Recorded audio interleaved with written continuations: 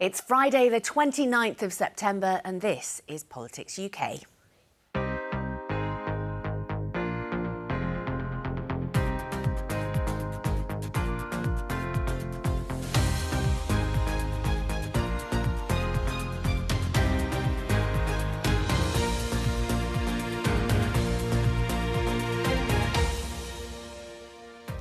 Welcome to your weekly roundup of political and parliamentary highlights. I'll be joined by correspondents in Edinburgh and Cardiff, and here in Westminster by our parliamentary correspondent Sean Curran. On the programme this week, Liberal Democrat leader Sir Ed Davey accuses the government of broken promises on the NHS and says his focus is on beating the Conservatives at the next general election. Perhaps there should be a warning on the ballot paper, just like there is on cigarette packets. Voting Conservative is bad for your health. The First Minister of Wales reveals he's had threats to his physical safety over the new 20 miles per hour law. I'm quite happy to send the member some of the vile messages that I receive from people who are opposed to this policy. I am more than happy, First Minister, to join you in those comments. There is no space in our society for that whatsoever. And the Scottish Government responds to the Prime Minister's announcement of the slowing down of net zero targets. If the UK Government takes us out of the global net zero race, the economic damage, the lost opportunity will be catastrophic.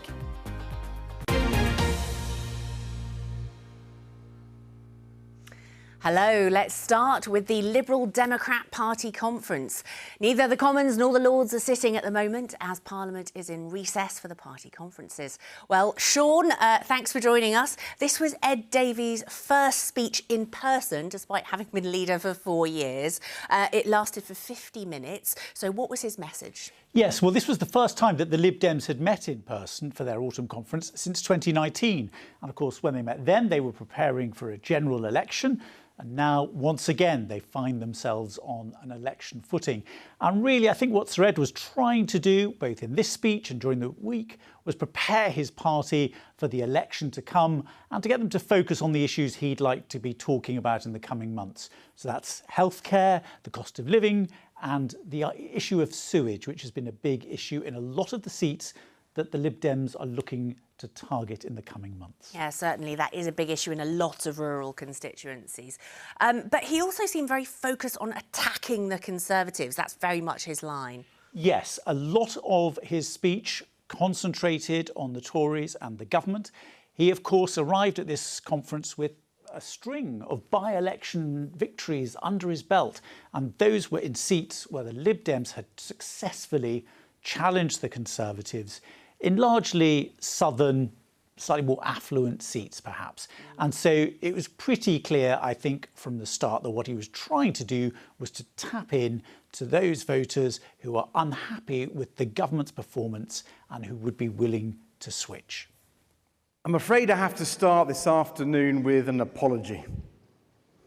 You might remember, after our incredible victory in Somerton and Frome in July, when the amazing Sarah Dyke overturned a Conservative majority of 19,000, I said it's time to get these clowns out of number 10.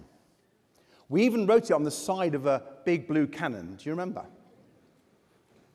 Well, a party member got in touch afterwards to say he is an actual clown. And he took great offence at being compared to the Conservative government.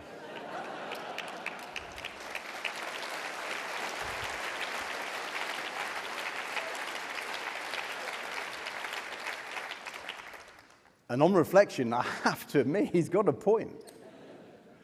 Clowns didn't crash our economy and send interest rates soaring. Clowns didn't let water companies make billions in profits while dumping filthy sewage into our rivers and onto our beaches. Clowns didn't plunge our NHS into crisis, pushing waiting lists to record highs. Clowns didn't do it. The Conservatives did. So, let me take this opportunity to apologise unreservedly to that party member and to the whole clowning community.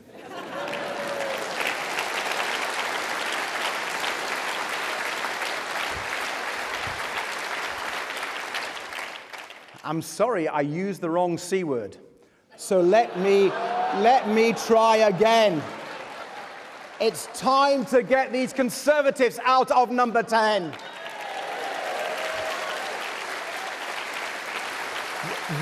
The Conservatives botched the deal with Europe, and it's been a disaster for the UK. They sold out British farmers and fishers. They tied up British business in red tape, and they pushed up food prices in our supermarkets. So much unnecessary pain inflicted on so many by so few. Only we have set out a detailed plan to tear down those trade barriers, fix our broken relationship with Europe, and get a better deal for Britain. Yes, only we.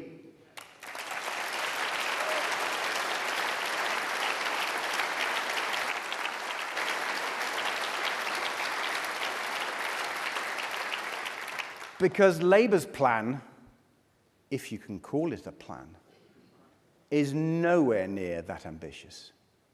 Now, to be fair, they've come a long way from when they voted for Boris Johnson's terrible deal. But Labour has a long way still to go, which means it's up to us to lead the way. A better economy, a better future with Europe.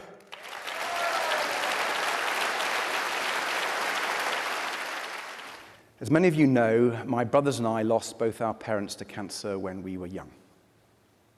My dad died aged 38, just a few months after being diagnosed with a cancer called Hodgkin lymphoma. I was only 4, so I don't remember it very well. What I do remember is my mum's grief and her incredible strength in the months and years that followed after being widowed so young with 3 boys under 10. Then, when I was 9, cancer came for Mum too. She was diagnosed with breast cancer, and I do remember how that felt. She had treatment, including a mastectomy. But 3 years later, they found secondary breast cancer, metastatic cancer, in her bones.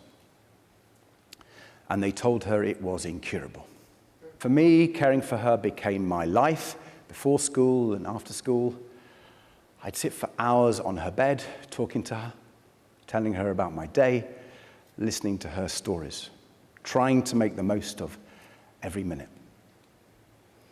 When she was fighting the cancer with the naturopath, my top task was mashing up carrots and apples for the healthy juice drinks she lived on. Then was helping her with the pain, pouring out doses of morphine from this big bell jar we had in the kitchen. I don't think they'd allow that now. Putting pads on her legs and sides so she could give herself small electric shocks when the pain got really bad. It was a tough period as a teenager, but it was much, much tougher for Mum. Yet those years were also special. They gave me an incredible bond with my mum. She was so strong, so resilient, fighting to be with her boys, even in the face of such a cruel disease. I like to think I learnt a lot from her. I was 15 when she died. They'd put her on a totally unsuitable dementia ward in Nottingham General Hospital. I was visiting her on my way to school, in my school uniform, by her bedside when she died. Now, I don't tell you all this because I want you to feel sorry for me. Not at all. It was a long, long time ago, and I've been very lucky since. But I do tell you all about this because actually, too many families have their cancer stories, like mine, today. My family story isn't unique. There are millions of us whose lives get turned upside down by cancer. As leader of our party, I can at least promise you this. For Liberal Democrat MPs, it will be a top priority. And that's why today I'm announcing our new and ambitious plan to end unacceptable cancer delays and boost survival rates.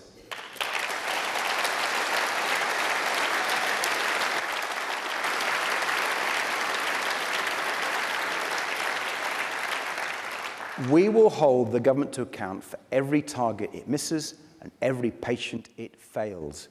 We will never stop fighting for better care for you and your loved ones. Of course, it's not just cancer where the government is letting patients down. It's pretty much everything. The Conservatives have broken promise after promise on the NHS, from their 40 new hospitals to 6,000 more GPs, to Rishi Sunak's pledge to bring waiting lists down. All of it, just meaningless noise. All a total con.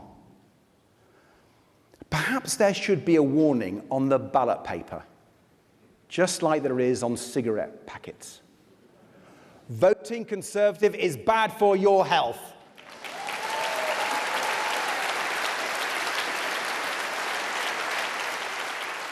We have taken chunks out of the blue wall. We have made it start to crumble. Now let's smash it for good. The British people are desperate for hope. The British people are desperate for change. The British people are desperate for a fair deal, and we are the ones who can make it happen. So let's get to it.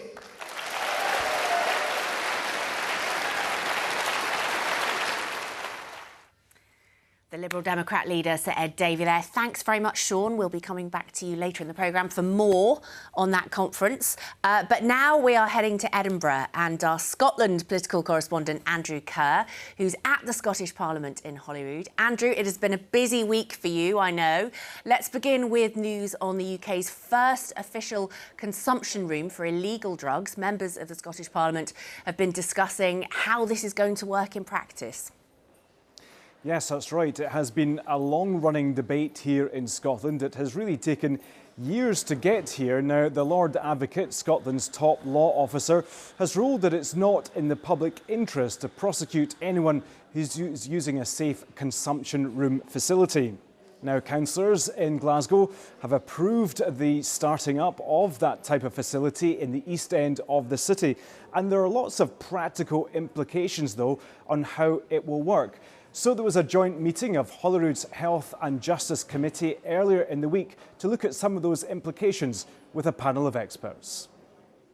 We know the Lord Advocate's provided some evidence on the legalities of the drug consumption room that's been specified for Glasgow. But I suppose in terms of that bigger picture, I'm wondering, do you know how logistically, have any of you got any idea how logistically it will work on the ground in terms of that aspect? I'm looking, Kirsten, unfortunately, you're nodding the most fervently, so perhaps we can come to you first. We really welcome this news. The anxiety about it is that we don't want to see a situation where we have one facility introduced in Glasgow that prevents anywhere else in Scotland from opening until the service is evaluated. So we would want to make sure that there wasn't a long, lengthy evaluation period that was then going to prevent other areas who were absolutely in need of introducing similar services, and that the model that's introduced in Glasgow wouldn't be setting the precedent for every model that had to be introduced across Scotland. So it's important when we are introducing these facilities that we have lots of different types. So we could have mobile units, we could have fixed site units, we could have just a room within an area that's already providing needle exchange facilities. So yeah, I would hope that we could not delay other areas. Thank you, Convener. And the witnesses will have had the opportunity to look at the Lord Advocate's statement, and I wonder whether they believe that the scope of the Lord Advocate's recent statement in relation to drug consumption rooms, and in particular any potential criminal offences, is sufficient, or have they got any concerns that staff or others may not have the reassurance that they need? I don't necessarily, SRC don't necessarily have any concerns. I think we need to see how this is going to work in practice. What I do know in terms of our experience in SRC, my experience in working in the sector is, and I think it touches on what Kirsten said, is if someone is in real chaos and they're buying their street drugs in an area, it's very unlikely that they're going to go onto 2 buses to get to an injecting facility in a safe consumption room. So we need to be really careful in relation to, as Kirsten said, what that looks like, get the pilot up and running, but what does that look like in local areas? Where are the hot spots? But I would hope that our colleagues in Police Scotland, underlining by the Lord Advocate's letter, will actually do what it says in the tin, and that's about no criminalising people when they're in or near that facility. And to pick up on that, this is such a new and untested venture that when he was speaking to Glasgow councillors, the chair of Glasgow's Health and Social Care Partnership was saying that still a significant amount of work needs to be done to ensure that drug users are not prosecuted for transporting drugs in the street up to the boundaries of the safe consumption rooms. So a lot of practical work still ahead on this venture. Yeah, and something I think the rest of the UK will be watching very closely. Now, Andrew, there have been more discussions on the climate in Edinburgh this week, haven't there? The Prime Minister making that announcement last week about the slowing down of net zero targets. That led to a debate in Holyrood. That's right, the Prime Minister rolling back on those green pledges, including the ban on petrol and diesel cars, really set the cat amongst the pigeons here at Holyrood. Of course, that happening last week. And this week we had the approval of the controversial Rosebank oil field off the west coast of Shetland. So there was a debate on the environment in the Chamber on Tuesday here at Holyrood. The Conservatives were keen to find out what impact the Prime Minister's statement might have on Scottish green targets. So we'll hear more on what they have to say in just a second. We'll also hear from a Tory MSP who's rebelling against his party. But first, here's the Scottish Government's Net Zero Secretary on her assessment of how things might change. Given it has been not yet a week since plans were announced that we had no forewarning of, I am very much in the position right now of assessing their impact on them. That includes trying to get detail of what exactly it is the UK Government are planning to do, and I'll certainly undertake that work before I look to see how it affects what Scotland will be doing. I'll make some progress just now, but I'll be happy to let Douglas Lumsden in later on. But I do have significant concerns about the lack of leadership and what it risks in terms of that once-in-a-generation opportunity to capitalise on Scotland's renewable energy potential. If the UK Government takes us out of the global net zero race, the economic damage, the lost opportunity will be catastrophic. And of course, let's not forget, this is on top of the damage they've already done with a decade of austerity, with the hardest of hard Brexits pursued during a global pandemic, and of course last year's disastrous mini-budget, which people in this country are still suffering because of. Presiding Officer, many of the people I speak to in the North East would love to make the switch to an electric car, but are concerned at the cost of replacing their current car and the lack of charging stations throughout this country. Scotland will be required to install 4,000 chargers per year to reach the Government's own target of 30,000 by 2030. Latest reports note that Scotland currently only has 2,487 chargers, and in rural areas, accessibility falls further. Quite simply, the EV charging infrastructure in Scotland is a joke. Last week, the Prime Minister brought us into line with the rest of Europe in terms of limiting the sale of petrol and diesel cars, a move that's been widely welcomed by many Scots who want to do the right thing, but are also facing the pressures on their family budgets. Let me start by speaking plainly. I don't agree with the Prime Minister's decision to scale back net zero policies. If we are going to succeed in limiting the damage caused by climate change, we must be ambitious. The sort of ambition shown when the UK became the first major economy to set net zero in law. Seeing the pathway to that ambition watered down is deeply disappointing. But watching the First Minister launch hypocritical attacks on the UK Government is just as disappointing. Well, in the vote that took place afterwards, that MSP, whom we saw there, Maurice Golden, actually voted against his own party's amendment showing his displeasure at current Conservative attitudes towards climate change, but he was the only Conservative MSP who did actually speak out about that. And Andrew, the First Minister was facing questions, but in a committee for a change, similar to when the Prime Minister has to appear before Westminster's liaison committee. Yes, that's right. This was the First Minister up before what is called here the Conveners Committee, and there was quite a relaxed atmosphere. Hamza Yousaf was joking at one point about having man flu, but would manfully get through it. Now, at that committee, all the conveners were asking about their respective areas, the Scottish Government budget, for example, children in temporary accommodation. And the convener of the Net Zero Committee was also asking about when the Scottish Government's climate change report might be published. And of course, this was an opportunity for the First Minister to bring up the Prime Minister's statement. But first of all, here's that committee convener. First Minister, you mentioned the climate change plan, and I'm aware of what the Cabinet Secretary said last week. It was probably the most open secret in this Parliament that it wouldn't be produced by Christmas this year, which was when it was forecasted. So my question to you is, when will it be produced, and will it be produced in time to allow the Climate Change Committee to have full sight of it before they do their annual report to this Parliament? So it would certainly be the intention to give the Climate Change Committee as much notice as we possibly can.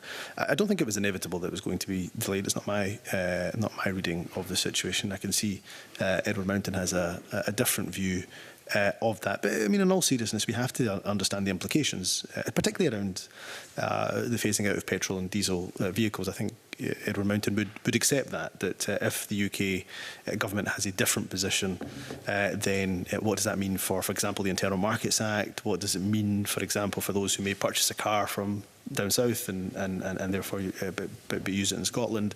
What are the implications of that? But what I want to say unequivocally is our position remains that we will not shy back from our own commitments. We're very committed to the various different timetables and milestones that we have to meet our interim targets. I want us to be seen as a climate leader, and I think that's in quite stark contrast to what we saw from the UK government last week. Finally, turning to health now, and concerns have been raised with the First Minister about cancer waiting times in Scotland, haven't they? Yes, that's right. We had new figures this week showing that more than a quarter of cancer patients had to wait longer than the target treatment time. A similar issue, of course, to what Sir Ed Davey was picking up on, whom we heard earlier. Now, the charity Cancer Research UK have called the Scottish figures unacceptable. So there was a twin-pronged attack from the opposition at First Minister's questions. We'll hear from the Conservatives and from Labour and the First Minister's response to the Scottish Labour leader Anna Sawar. But first of all, here's the Scottish Conservative leader Douglas Ross, who'd been speaking about the experiences of two women. Those answers will be so bitterly disappointing for Margaret and Irene and hundreds of others that are so distressed at having to pay so much money to go out with Scotland to get their treatment. But experts are echoing exactly what the patients are telling us. Dr Hume of Cancer Research UK said the problems in cancer care are fixable if the new cancer strategy is fully funded and implemented now. But the evidence shows that the resources are not in place. And official statistics this week showed that 1 in 4 Scottish patients suspected of having cancer don't start their treatment within the 62-day target. We know there is a direct link between speed of diagnosis, treatment and survival rates. This week's statistics revealed that 1 in 4 cancer patients had faced delays in treatment. That is 1,130 people starting treatment late in the last 3 months alone. Everyone a son or daughter, everyone a loved one, someone loved by a family waiting anxiously. So we absolutely haven't become complacent. I hope we can demonstrate that through the work we've done with key stakeholders in relation to the cancer strategy. Douglas Ross and Anna Sawar are both absolutely right to raise what is a crucial issue for people right across Scotland. Let me in turn try to give some assurances. We are recovering from a global pandemic. That global pandemic has absolutely had an impact, not just on our health service, but of our cancer services. But if I look at the statistics and the figures, when I look at, for example, the 62-day pathway, we are treating 41.2% more patients on that pathway than we did 10 years ago. And just to finish and return to our topic of climate change, the issue of the Rosebank oil field was brought up at First Minister's Questions. It was the very final question to the First Minister from the Green MSP, Mark Ruskell. He was asking the First Minister to condemn it. Hamza Yousaf was saying it was indeed the wrong decision in his view, but the development of the field has indeed been welcomed by the UK Government and the Prime Minister. Elizabeth, back to you.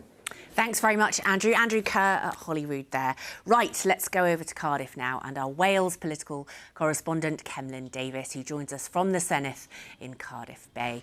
Cemlyn, the week's political coverage in Wales has been dominated by the controversial 20 miles per hour speed policy, and it was discussed during First Minister's Questions, of course. Yes, that's right. It's nearly 2 weeks now since this policy was introduced, reducing the default speed limit in residential areas across Wales from 30 miles an hour to 20 miles an hour. It has been controversial, and more than 440,000 people have now signed a Senedd petition calling for a U-turn. That, by the way, is by far the biggest petition the Senedd has seen, and it's still got several months to go before it closes. But alongside that expression of opposition, there have also been lots of angry comments on social media, with some of those being directed at individual MSs. And the First Minister revealed on Tuesday that he had received threatening messages in response to the rollout of this policy.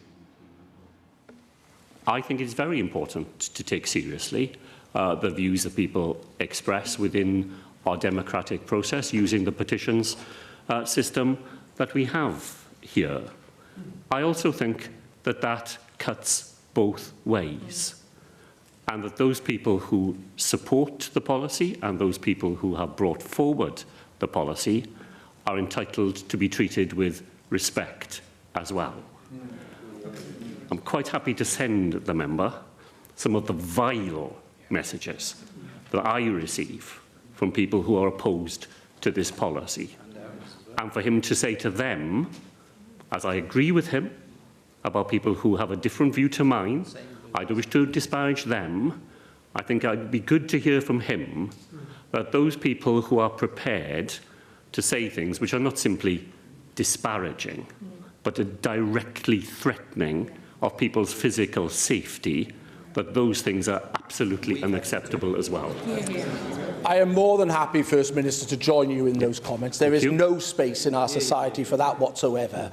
I myself can send many, many examples, and it's open on my public social media feeds, of the remarks that I get thrown at me. Well, following that exchange, South Wales Police confirmed that it had received reports of malicious communications sent to the First Minister and that it was investigating. And Cemlyn, on Wednesday there was a further debate on this and then a no confidence vote in the Transport Minister. Yes, that was brought by the Welsh Conservatives in response to that growing petition.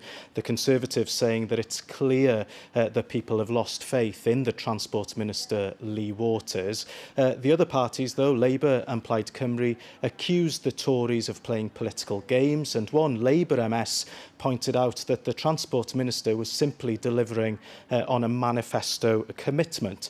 This was a very heated debate at times, but the tone changed following a very moving contribution by the Plaid Cymru MS, Adam Price, which you'll hear shortly.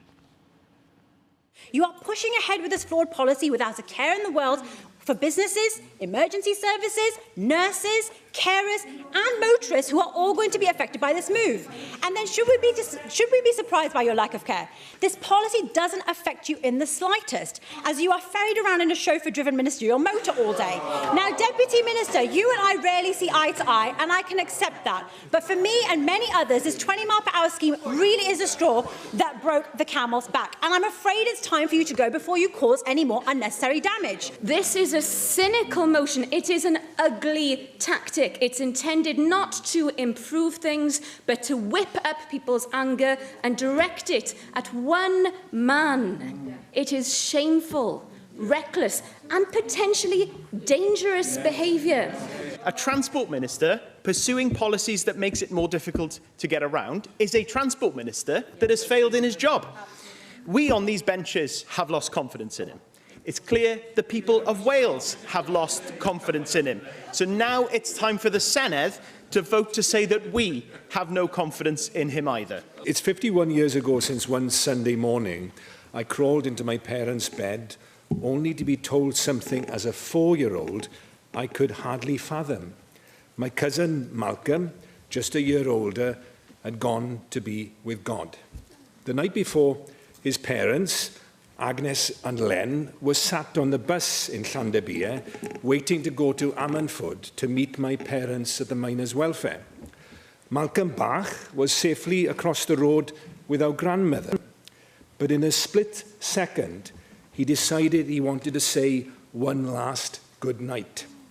So he ran across the road to the bus stop, waving and smiling, until a car overtaking the stationary bus stopped him in his tracks while his mother and father watched. He died in their arms. It was his last goodbye.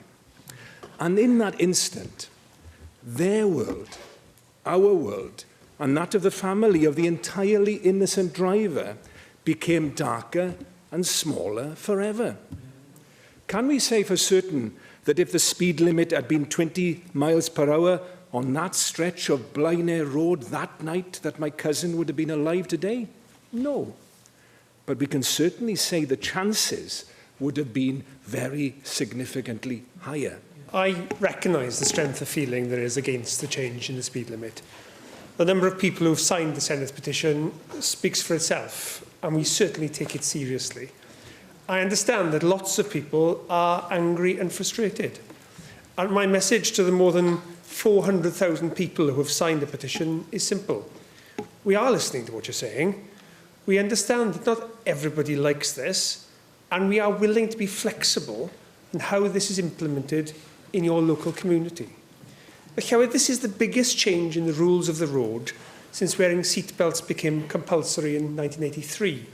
That too was highly controversial and strongly resisted.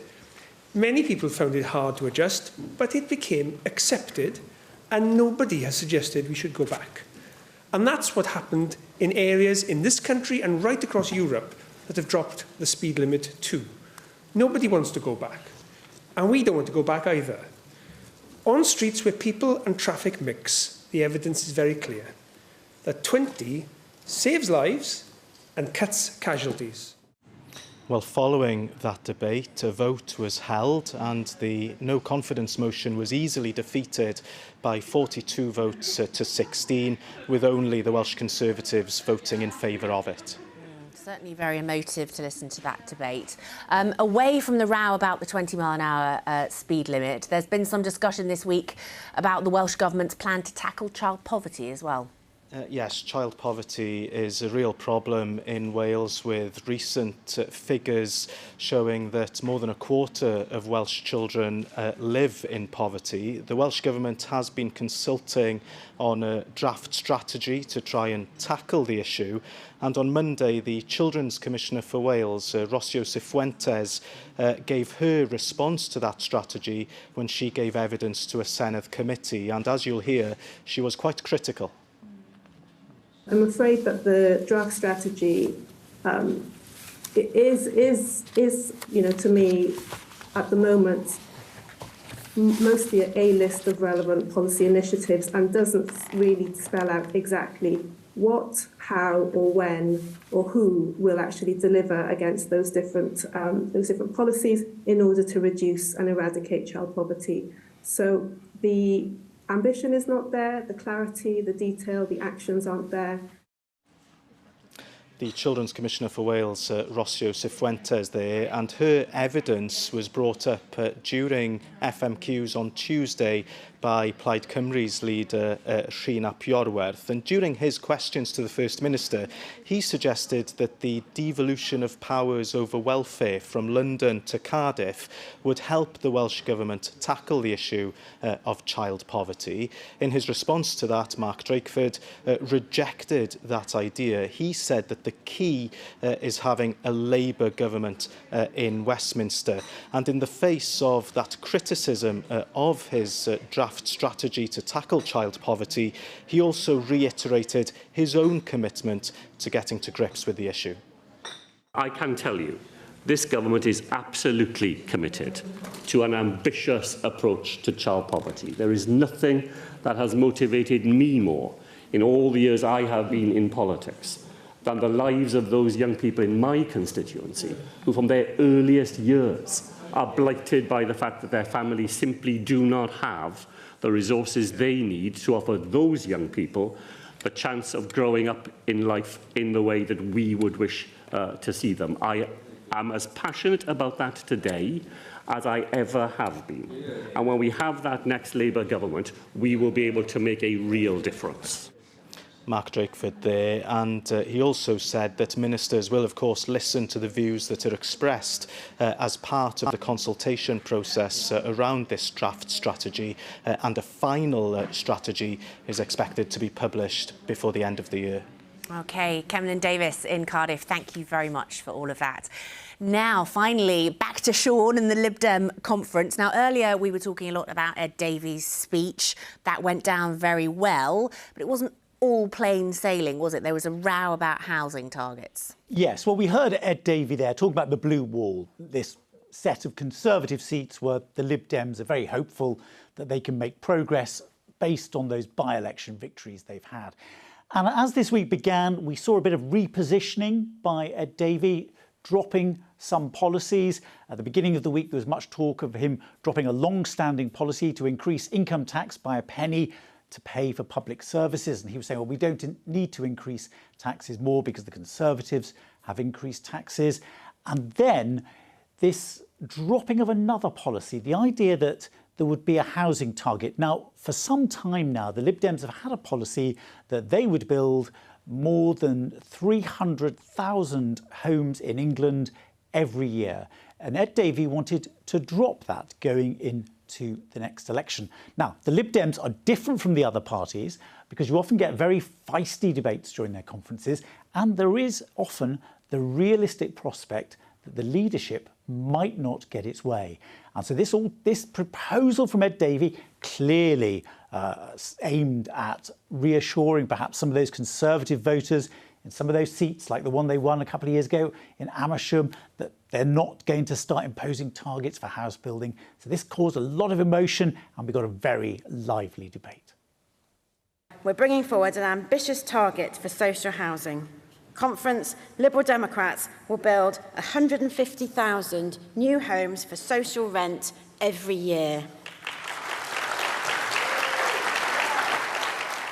We are proposing a radical departure from the orthodoxy on housing, an orthodoxy which has comprehensively failed. And that is national housing targets. Conference, national housing targets do not work. They have been in place for decades, and they have utterly failed to deliver the homes we need. It is abundantly clear that young people in this party do not support this move to abolish our commitment to a national housing target.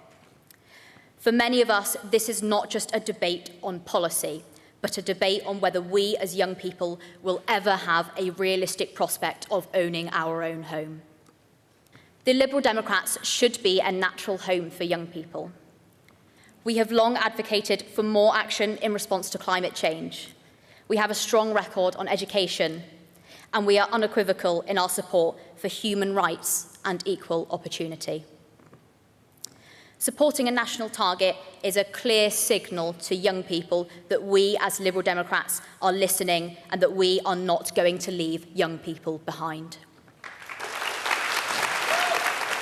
Amendment 1 does not do that. It is a vague and vacuous target, and we have had vague targets for years. They're not radical, they're not liberal, they're not you, they're not effective. Thatcher had them, Blair had them, Cameron had them. They achieve naff all, they do not work. The authors of Amendment 1 do not mean it, but it is pure Thatcherism. A laissez-faire, free market, winner-takes-all bonus for those who see houses as capital investments, holiday hideaways, nice little pension pots, but not homes for the millions who need them. Amendment 1 could be, despite the wonderful speeches genuinely made in favour of it, the most right-wing thing I've seen at party conference since we set Liz Truss off to go and work undercover. Seriously, I have spent my life fighting Thatcherism. I never thought I'd have to do it here.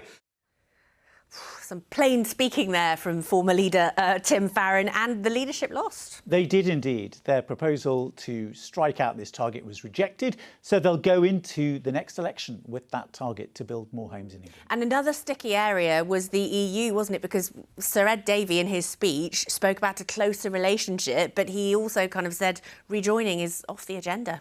4 years ago, when they met, they were positioning themselves as the anti-Brexit party. You might remember Jo Swinson, their then leader, was talking about herself as a possible prime minister who'd reverse Brexit. Well, that election didn't go so well for them. This time round, Sir Ed Davey, in his big speech, which we heard, he didn't mention the B word. So Brexit, which had been the theme of their last in-person conference, was not really very much mentioned. But he did, as well as that speech, he did a kind of Q&A with members, and it was quite clear that not everybody agrees with his approach on this issue. I saw in the newspaper that 63% of voters are linking the increased cost of food to the EU trade deal. So surely it makes sense to be leading on changing that deal and try and push our support above 11% in the polls. Well, listen, I agree with you. I totally agree with that. I mean, I think we've done quite a few press releases making those links.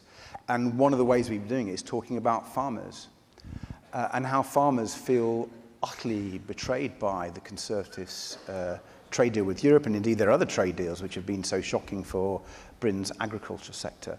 And you know, what's happened is that the farmers are actually reducing their production, so we're having to import more, and some of that local food that would have been cheaper and better for the environment and better for our great British farmers, that's not there on the table. And you saw with food price inflation going by 30% in the last 2 years, you saw some of that in salads that were grown previously by British farmers and are now being imported. So you're absolutely right to make that link, and I think we should keep doing that. We've talked about a root and branch reform of our relationship with Europe. We've passed some fantastic policies, and you know, I think they show the way to tackle the inflation, to improve our economy, and to put our national interest above the ideology of the Conservatives.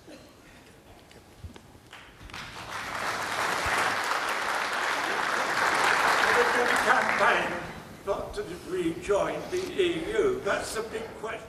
We're campaigning hard on Europe, as you know, my friend. That was a little bit awkward. More conferences to come, with the Conservatives heading to Manchester on Saturday, where they don't want to talk about HS2. That's right. This is all a bit unusual. The usual pattern is the Lib Dems, Labour, then the Conservatives. But it's a bit different this year. Yeah, it's quite clear that Rishi Sunak would like to talk about the economy, the NHS, stopping small boats. But we got a very clear indication from all those interviews he did yesterday that he does not really want to answer questions about HS2 and whether or not it will continue to Manchester. And I don't think they'll be looking forward to lots of questions when they're there in Manchester about this issue either. Absolutely not. Well, Sean, thank you very much for all of your analysis. That is all we have time for on Politics UK for this week. Politics Live will return on Monday with Joe Coburn at 12:15 on BBC Two and on the iPlayer. From all of us, goodbye.